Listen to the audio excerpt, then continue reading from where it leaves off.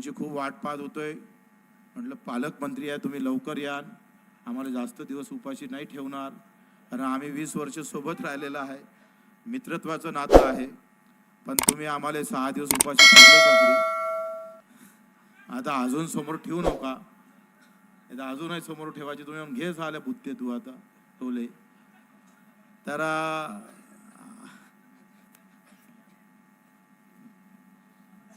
मी वाटल्यास बच्चूभाऊ जे माननीय मुख्यमंत्री बोलले ते आताच तुम्हाला वाटल्यास कागदावर काय वाटतं ते करून देतो.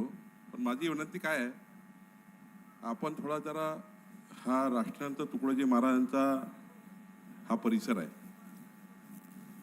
काल देशामध्ये एवढी मोठी घटना घडली आहे. माझी लहान लहान 3-3 वर्षाचे मुलं 250 प्रवासी जवळपास 10-15 सेकंदाच्या